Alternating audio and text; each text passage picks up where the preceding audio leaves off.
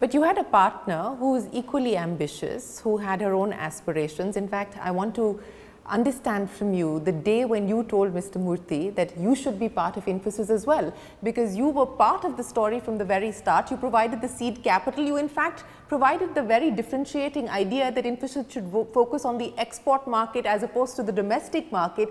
And when you finally thought that this was an opportunity for you to be part of the company, he said no.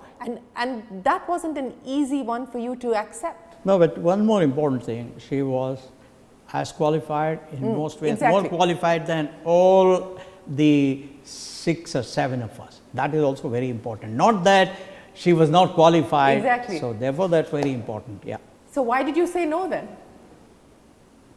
No, again, you know, I had this feeling that good corporate governance means not bringing family into it, because those days it was only family rule. All kinds of children used to come and run the company. There used to be a violation of all laws.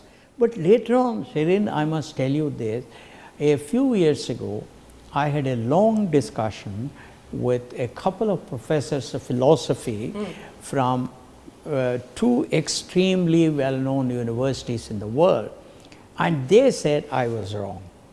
You know, they said, Mr. Murthy, you are wrong, because as long as the other party has the merit, whether it is your wife, your son, your daughter, as long as that person has the merit, as long as they go through the normal procedure, you have no right to prevent that person from being part of the thing, because you are then taking away some of your right. That's why, I don't know if you remember, when we had the discussion, I openly said I was wrong. Now I don't believe this.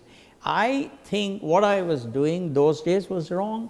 I was wrongly idealistic, and in some way I think I was influenced a lot by the environment of those days. So you paid the price for his idealism in a sense. I know you accepted the decision, but I don't believe you still agreed with it. So I said, no, Murthy is hell-bent upon that, I should not come. Then he said, you join and I will drop. So, you know, suppose I joined, I would have also worked very hard. But go, you know, this was the license Raj. That time we had to sit in Delhi, you have to sit in Washington.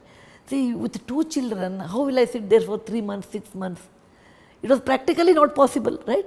Though if it's an office, I can work day and night. But going and sitting in Delhi, he says, okay. And knowing Murthy, suppose he takes a decision, right or wrong, he will stick to that. That I knew. That I knew. Once he takes that, then it has to be done. Now I can say, okay, I will join, then he will leave and he will not come. And it will affect Infosys. Now I have what choice I have? Well, one, I should take up a job and Murthy will be at home, or he will take some other job. Infosys, his dream, or probably India's dream at that moment, will not come up. Now if I don't take job, only I will be hurt.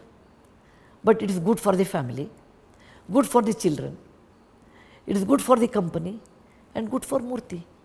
So when there are 4 good and 1 negative, and negative is about me, and I will manage it. So you eventually decided to step back, accept the decision of not being a part of Infosys. That is what brain said, but heart did not accept it. Heart said, no, I have to work, because I love technology. I used to love technology. And your own company, you can work hard, you can see, the joy is different, you know. It is not money. The joy of working with your colleagues, making a product or service or whatever, it is something very nice. And I always enjoyed that in telco. And that I have to give up. For everything there is a price. Now that you acknowledge the fact that you were wrong about someone with merit who happened to be a family member coming back or being a part of Infosys, today, I mean, if your second child were to say that I want to be part of Infosys, what would you say? If Rohan were to say he wants to be part of Infosys? I think he is even stricter than I am in these ideas. He will never say that, never, never. First of all, I am just a shareholder of Infosys. I have not been consulted on any issue in Infosys in the last since August 4th or 5th, 2017, when Nandan took over. Not once. It's the right thing. I mean, he's doing it the way we all did. Okay. So, apart from being the largest family shareholders of Infosys, we have nothing else to do with Infosys. That's the reality.